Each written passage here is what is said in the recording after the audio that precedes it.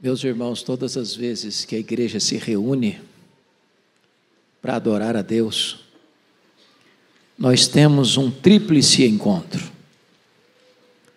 Nós temos um encontro com Deus, nós temos um encontro com o nosso irmão, e nós temos um encontro com nós mesmos. E onde Deus está, coisas grandes e portentosas acontecem.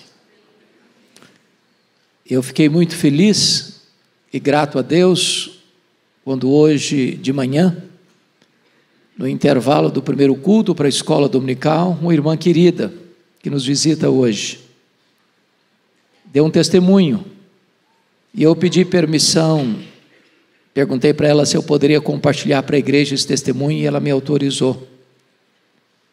De que num domingo aqui, pastor Erival pregando, e ao término do seu sermão, ele fez uma pergunta: quem quer ser curado hoje, aqui? E ela na sua casa, assistindo o culto, virtualmente online, lá na sua casa, ela estava lidando com um problema sério, há 10 anos, ela levantou a mão e disse: eu quero ser curada. E naquele momento Deus a curou, e ela hoje veio aqui, para testemunhar o que Deus fez na sua vida. Deus é o Deus que responde a oração. Deus é o Deus que age. E talvez você veja aqui hoje precisando de uma resposta de Deus na sua vida. E Deus está aqui. E Ele é poderoso para fazer maravilhas. Abra sua Bíblia comigo, por favor. Profeta Daniel, capítulo 1. Profeta Daniel, capítulo 1.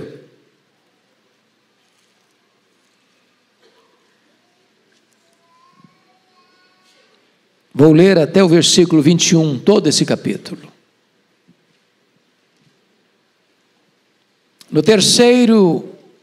No ano terceiro do reinado de Jeoaquim, rei de Judá, veio Nabucodonosor, rei da Babilônia, a Jerusalém, e a sitiou.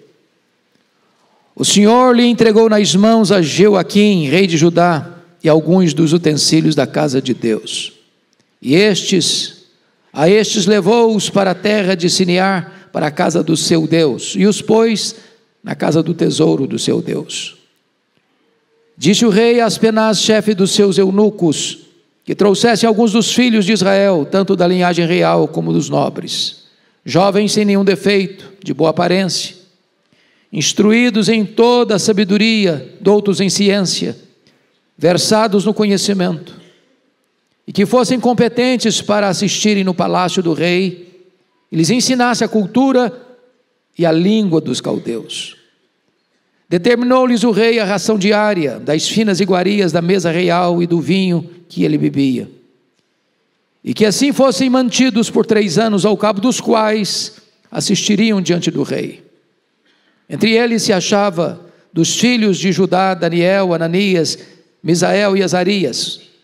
O chefe dos eunucos lhes pôs outros nomes, a saber, a Daniel o de Beltesazar, a Ananias o de Sadraque, a Misael de Mesaque, a de Azarias, a de Abdinego. Resolveu Daniel firmemente não contaminar-se com as finas iguarias do rei, nem com o vinho que ele bebia. Então pediu ao chefe dos eunucos que lhe permitisse não contaminar-se. Ora, Deus concedeu a Daniel misericórdia e compreensão da parte do chefe dos eunucos. Disse o chefe dos eunucos a Daniel: tenho medo do meu senhor, o rei, que determinou a vossa comida e a vossa bebida. Porque, pois, veria ele o vosso rosto mais abatido do que o dos outros jovens da vossa idade. Assim, poris em perigo a minha cabeça perante ou para com o rei. Então disse Daniel ao cozinheiro-chefe, a quem o chefe dos eunucos havia encarregado de cuidar de Daniel, Ananias, Misael e Azarias: experimenta, peço-te, os teus servos 10 dias, e que se nos deem legumes a comer e água a beber. Então se veja diante de ti a nossa aparência e a dos jovens que comem das finas iguarias do rei. Segundo vires, age com os teus servos. Ele atendeu e os experimentou 10 dias. No fim dos 10 dias, a sua aparência era melhor. Estavam eles mais robustos do que todos os jovens que comiam das finas iguarias do rei. Com isto, o cozinheiro-chefe tirou deles as finas iguarias e o vinho que deviam beber e lhes dava legumes. Ora, a estes 4 jovens Deus deu o conhecimento e a inteligência em toda a cultura e sabedoria, mas a Daniel deu inteligência de todas as visões e sonhos. Vencido o tempo determinado pelo rei para que os trouxessem, o chefe dos eunucos os trouxe à presença de Nabucodonosor. Então o rei falou com eles, e entre todos não foram achados outros como Daniel, Ananias, Misael e Azarias. Por isso passaram a assistir diante do rei. Em toda a matéria de sabedoria e de inteligência sobre que o rei lhes fez perguntas, os achou 10 vezes mais doutos do que todos os magos e encantadores que haviam em todo o seu reino. Daniel continuou até o 1º ano do rei Ciro. Meus irmãos, o contexto desta passagem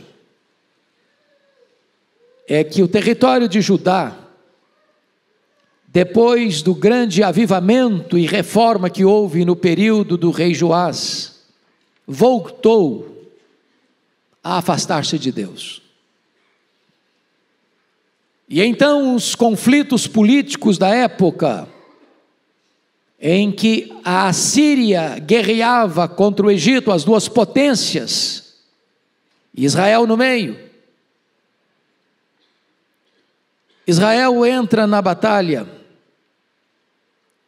e sofre um desastre muito grande, porque o rei é morto pelo Neco, imperador do Egito, mas mais tarde a Babilônia conquista o Egito, cerca Jerusalém, para saquear a cidade, sitiar a cidade, tomar a cidade. O rei da época, alertado pelo profeta Isaías e também pelo profeta Abacuque, em vez de se arrepender, ao contrário, ele pegou o livro da lei de Deus, cortou com canivete e jogou na lareira, jogou no fogo, mantendo o povo uma falsa confiança religiosa no templo, pensando, templo do Senhor, templo do Senhor, templo do Senhor é este, imaginando que enquanto o templo de Jerusalém estivesse lá, eles estariam protegidos. Pois bem, no ano 606, Nabucodonosor cercou Jerusalém, capturou jovens da nobreza e levou para a Babilônia, dentre eles Daniel. Levou também vasos do templo que Deus os entregou. Depois retornam em 596 e levam mais pessoas, dentre elas o chamado Ezequiel, profeta Ezequiel. Mas como o rei que estava em Jerusalém rebelou-se contra Nabucodonosor, em 586, Nabucodonosor não só sitiou Jerusalém, mas entrou em Jerusalém, destruiu o templo de Jerusalém, passou o fio da espada a homens, mulheres, jovens, crianças, uma carnificina, e leva o povo para uma amarga escravidão de 70 anos. O ponto que eu quero destacar com vocês hoje é de que numa circunstância tão amarga, numa quadra histórica, política tão opressora, Daniel é levado para a Babilônia, juntamente com os seus amigos, mas eles mantêm a sua fidelidade a Deus, eles não negociam seus princípios e valores, eles não transigem com a verdade, eles não se corrompem, apesar de estarem numa nação ou num império idólatra, marcado pelo ocultismo. E eles nos ensinam aqui uma grande lição: não importa o que está acontecendo ao seu redor, não importa o que sobrevenha sobre a sua vida, sobre a sua família, sobre a sua cidade, sobre a sua nação, Valores não se negociam, princípios não se negociam. Nós jamais poderemos vender a nossa consciência por sedução ou por pressão. E então aqui eu chamo a sua atenção para 3 verdades nesse texto. A primeira delas, Daniel é um jovem fiel a Deus, apesar de um passado de dor. Versos 1 e 2. Notem vocês que é o próprio Deus que é o agente dessa história no verso 2. O Senhor lhe entregou nas mãos a Joaquim, rei de Judá, e alguns dos utensílios da casa de Deus. Judá não caiu porque Judá era fraco e a Babilônia era forte. Isso é um fato histórico, inquestionável. Mas Deus havia dito através dos profetas, de que se Judá, se fosse fiel a Deus, andasse com Deus, servisse a Deus, Deus protegeria Judá. Não tem nada que enfraquece mais um povo, uma nação, do que o pecado. O pecado é o opróbrio dos povos. Nenhuma nação é grande se rende ao pecado. Então o texto diz que foi Deus quem entregou Jerusalém, foi Deus quem entregou os vasos do templo, foi Deus quem entregou o seu povo nas mãos da Babilônia. E o que a Babilônia fez? A Babilônia entrou, saqueou, matou, profanou e levou o povo para a escravidão. O que Daniel está perdendo aqui? Primeiro, ele está perdendo a sua nacionalidade. Agora ele é um escravo. Ele está perdendo, em segundo lugar, a sua família. Ele é arrancado do meio da sua família. Ainda jovem, sem liberdade. Ele é um escravo, ele não tem liberdade, ele não tem opção, ele não tem escolhas. Ele é levado, ele não vai. Ele é um escravo. Mais do que isso, ele perdeu os pilares da sua religião. O seu templo vai ser arrasado e destruído.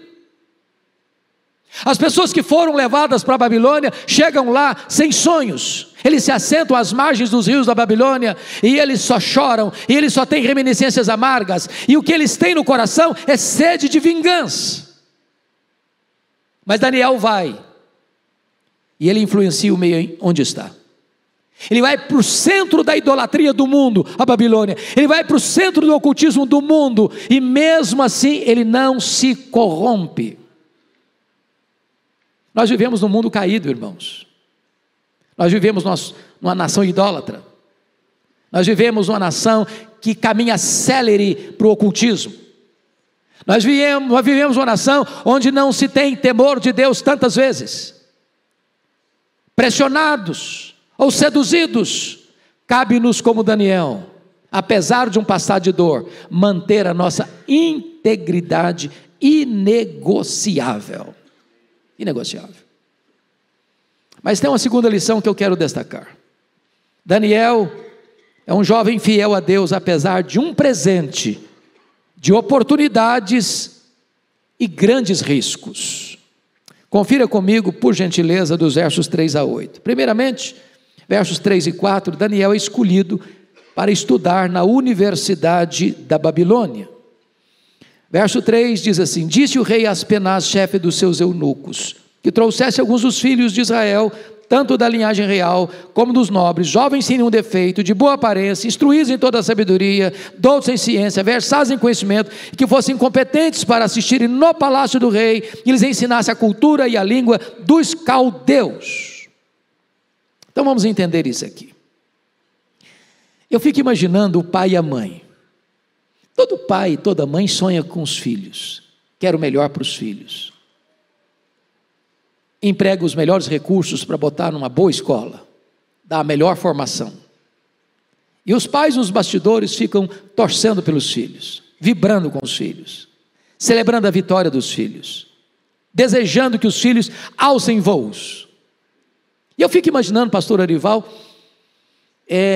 quando Daniel e os seus amigos, levados como escravos, em vez de pisarem no barro, serem levados a trabalhos forçados, sem quaisquer privilégios, esses meninos são levados para dentro do palácio, do mais poderoso reino do mundo, da maior autoridade política do mundo, dando a eles universidade de graça, dando a eles mesa com pão, fartura e vinho da primeira qualidade, da própria mesa do rei, e mais, com a promessa de que, terminado este curso, que era de 3 anos intensivo, eles serviriam no palácio, no primeiro escalão do governo.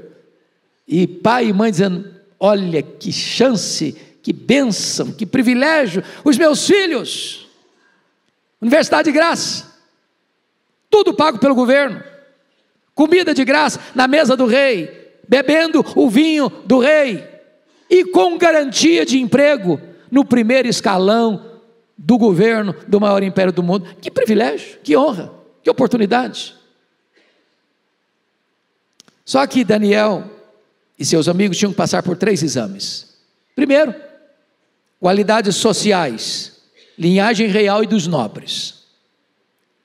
Nesse texto, nesse quesito ele passou. Ele era de família nobre. Segundo tipo de exame, qualidades físicas e morais, sem nenhum defeito e de boa aparência. Também passou nesse quesito. Terceiro exame, qualidades intelectuais, instruídos, doutos, versados e competentes. O que passa a entender para nós que Daniel, lá em Judá, já era um menino estudioso. Seus pais já cuidaram da educação dele desde a infância. Ele está indo como jovem, mas ele passa nesses critérios. E então, eles são aprovados para se matricularem na melhor universidade do mundo, com garantia de emprego e o melhor emprego do mundo, com todas as despesas pagas pelo governo. Parece uma grande oportunidade. Agora, prestem bem atenção. Alguém já disse que todas as maçãs do diabo são bonitas, mas elas têm bicho. As ofertas glamorosas do mundo podem trazer a você vantagens imediatas, mas elas vão cobrar a sua própria alma. Aqueles que vendem a alma para o diabo, para se enriquecerem, vão desfrutar de privilégios por um tempo, mas isso vai custar um preço altíssimo amanhã. E então eles estão naquela situação do filme Advogado do Diabo, que o cara se encanta com as propostas, o cara se encanta com o dinheiro, o cara se encanta com as promoções, o cara se encanta com aquilo que está acontecendo de fascinante na vida dele, que sai de uma cidade do interior, vai para Nova York, e ele é o centro das atenções, mas ele está tendo que vender a alma para o diabo, para alcançar isso. Quais eram os perigos que eles enfrentavam? Veja comigo o versículo 5. Determinou-lhes o rei a ração diária, das finas iguarias da mesa real, e do vinho que ele bebia. Irmãos, isso parece estranho para nós. Como é que o maior rei do mundo, o imperador do mundo, Nabucodonosor, a cabeça de ouro, mandava em tudo, vai se preocupar com o cardápio? Isso não é papel de um rei? Por que o rei não recomenda, o rei não pede, o rei determina? Porque exatamente é na mesa que começa a aculturação. É no cardápio que começa a concessão. Porque toda a comida que era servida na Babilônia, antes de ser consumida, era consagrada aos deuses pagãos. Assentar essa mesa e partilhar dessas iguarias era abrir mão de uma consciência onde os absolutos de Deus tinham que prevalecer.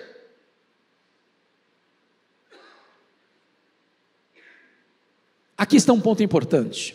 Confira comigo, versos de número 5, 6 e 7. Determinou-lhes o rei a ração diária das finas iguarias da mesa real e do vinho que ele bebia, e que assim fossem mantidos por 3 anos, ao cabo dos quais assistiriam diante do rei.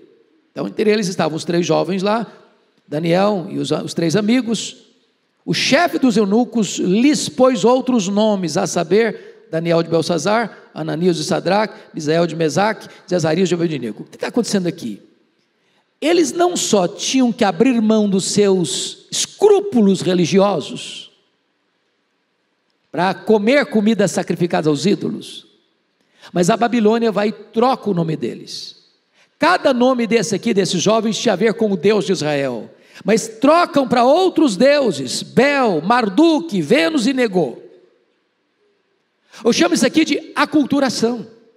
Dá um banho babilônico neles, dizendo para eles: olha, jovens, agora vocês saíram daquela fase primitiva de religião, agora vocês não têm mais que crer naquelas verdades que contaram para vocês como verdades, agora vocês levantaram voos mais altos, agora vocês chegaram na universidade, agora aquilo que vocês creram não faz mais sentido, agora vocês têm uma fase mais avançada, científica, agora larguem para lá todo esse legado, toda essa herança que vocês receberam, agora está na hora de vocês começarem a pensar de forma mais clara, científica, larguem a sua fé.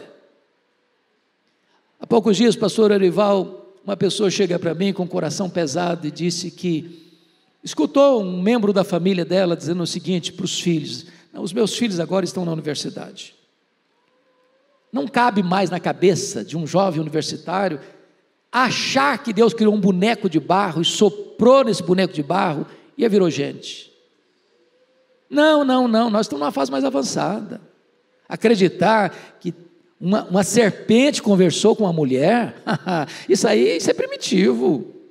Não, acreditar que esse negócio de Gênesis, isso aí é história, que isso aí é histórico, isso não é uma fantasia, isso não é uma metáfora, não, os meus filhos estão na fase mais avançada agora, eles estão numa grande universidade, agora eles se libertaram dessas peias das crenças religiosas. Notem vocês que a aculturação da Babilônia é pior do que a espada da Babilônia. É melhor ser um mártir do que ser um apóstata. Daniel entendeu isso. Trocaram os nomes deles, mas não puderam trocar a fé que eles traziam no coração. Meus irmãos, o mundo vai querer nos engolir, o mundo vai querer nos formatar, o mundo vai querer nos fazer concessões, o mundo vai querer que nós troquemos a nossa fé pelas ideias, ideologias e filosofias deles, mas cabe-nos fincar o pé e sermos fiéis, apesar da pressão e apesar da sedução.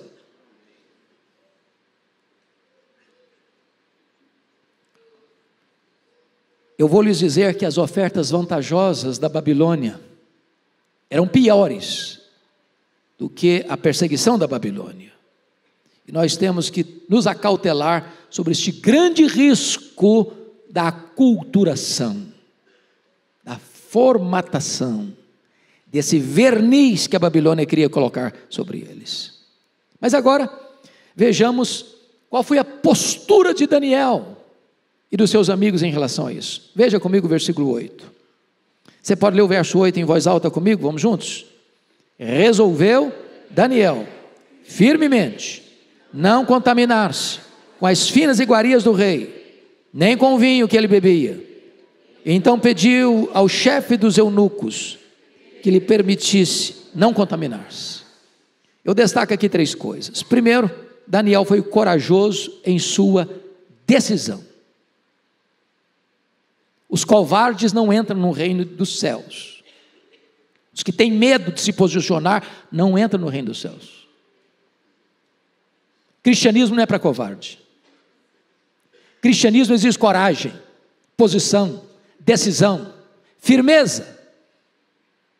Ele resolveu, não só resolveu firmemente não contaminar-se. Essa é a decisão do coração.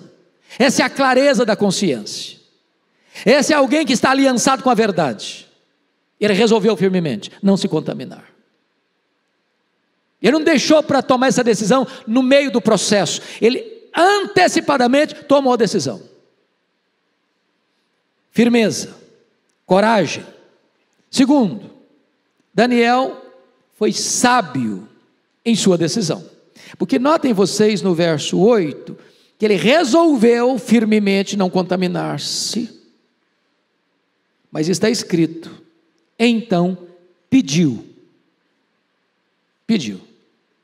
Aqui é humildade, aqui é sabedoria. Que imagine vocês a seguinte cena comigo. Chega lá o chefe dos eunucos e diz: olha, o rei Nabucodonosor determinou a ração de vocês, o que vocês vão comer, o que vocês vão beber. Agora imagine Daniel respondendo assim: olha, mas eu resolvi no meu coração que eu não vou comer isso aí, eu não vou beber isso não. Mas foi ordem do rei. Falei, azar do rei, se vira o rei. Eu tomei a minha decisão e acabou. O que vocês acham que aconteceria com ele? Ele não sobreviveria ao dia seguinte.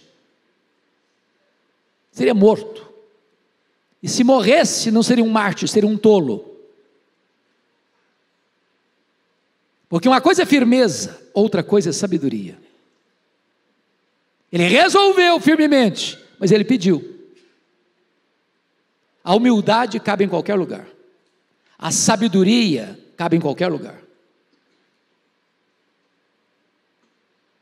É por isso, irmãos, que Daniel pôde mais tarde manter-se firme em provas talvez maiores. Porque quem negocia pequenos princípios, amanhã vai negociar grandes princípios. Quem cede 1 centímetro hoje, vai ceder 1 quilômetro amanhã. Quem não tem coragem de se posicionar hoje, vai se tornar um escravo do sistema amanhã.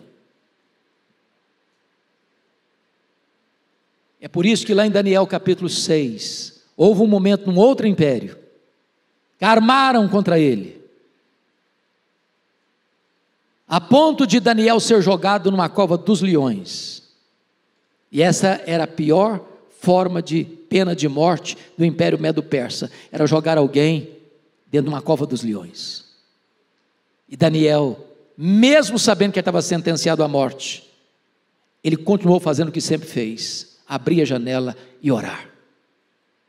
Era proibido a ele orar a outro Deus que não ao rei, mas ele continua fiel a Deus. Não nos importa viver, importa-nos ser fiéis a Deus. Se vamos viver ou morrer, isso não é decisão nossa, é de Deus. Cabe-nos ser fiéis a Deus, independentemente do que vai nos acontecer. É isso que Daniel está nos ensinando. Mas em último lugar, Daniel, um jovem fiel a Deus, apesar de um futuro de glória. Meus irmãos, mais pessoas caíram no topo da montanha do que na base da pirâmide. Mais pessoas caíram no sucesso do que na escassez. Quer conhecer um ser humano? Dê poder para ele.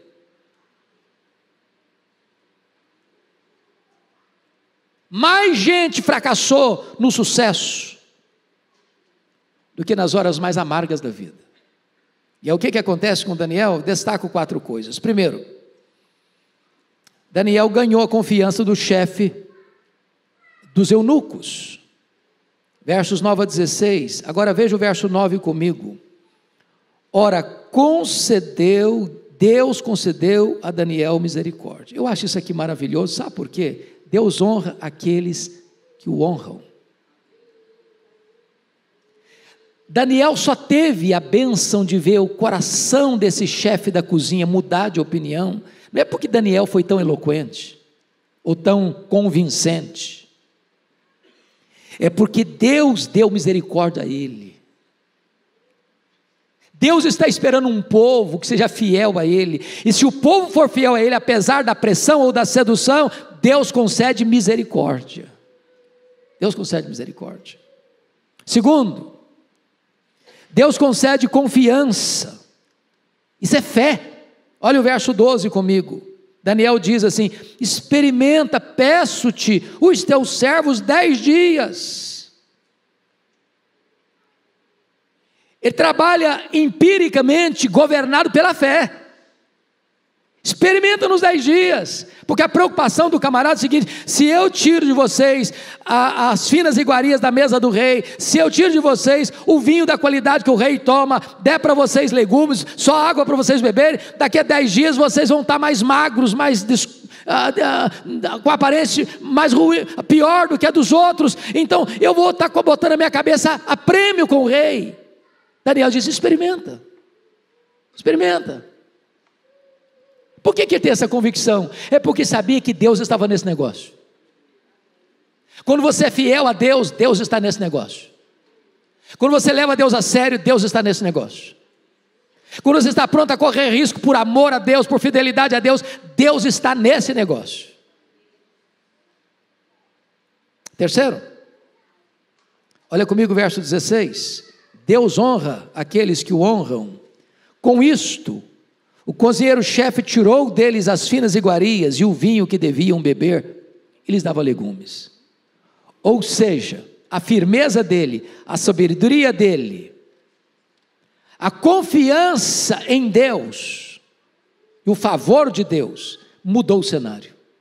E agora ele está lá no palácio do rei, mas não está se contaminando com as finas iguarias da mesa do rei, mantendo a sua fé intacta num território idólatra. O homem não é, como dizia John Locke, produto do meio. O homem não é uma tábula rasa, o homem não é uma folha em branco, o homem é que influencia o meio, ele transforma o meio. É lá na sua casa, é lá na sua vizinhança, é lá na sua escola, é lá na sua universidade, é lá na sua empresa, é lá no seu comércio. Se você resolver andar com Deus, Deus vai mudar o ambiente, em vez de você ser tragado pelo ambiente. Mas mais do que isso, Deus concede capacitação especial no versículo 17, confira comigo, você pode ler comigo em voz alta, verso 17, vamos juntos? Ora, a esses 4 jovens, Deus deu o conhecimento e a inteligência em toda a cultura e sabedoria, mas a Daniel deu inteligência de todas as visões e sonhos. Quem dá sabedoria e inteligência é Deus. É Deus. Deus honra aos que o honram. Deus é fiel aos que procuram ser fiéis a Ele. Mas, meus amados irmãos, não só Daniel ganhou a confiança do chefe dos eunucos, Daniel foi aprovado com grande honra. Veja você, no verso 18, que a prova, conforme algumas universidades inglesas no passado, era oral. E quem vai entrevistar os estudantes para um cargo no primeiro escalão do governo, não é qualquer subalterno, é o próprio rei Nabucodonosor, conforme o verso 18. Vencido o tempo determinado pelo rei, e eram 3 anos, para que os trouxessem, o chefe dos eunucos os trouxe à presença de Nabucodonosor. Verso 19, então o rei falou com eles, e entre todos não foram achados outros como Daniel, Ananias, Misael e Azarias, por isso passaram a assistir diante do rei. Mas olha o que está escrito no verso 20, leia comigo em voz alta, por favor, no verso 20. Em toda matéria de sabedoria e de inteligência, sobre o que o rei lhes fez perguntas, os achou 10 vezes mais doutos do que todos os magos e encantadores que havia em todo o seu reino.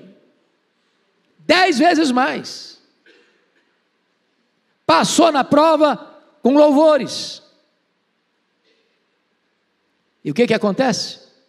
É escrito, versículo 19, parte B, por isso passaram a assistir diante do rei. Eles estão na posição mais alta, sem ter que negociar princípios, sem ter que negociar valores, sem ter que transigir com a consciência, sem negar a sua fé, sem deixar de serem fiéis a Deus. Para mim isso é uma grande lição. Tem muita gente que acha que se um empresário for íntegro, ele não vai para frente. Se um estudante não colar na prova, ele vai ficar para trás.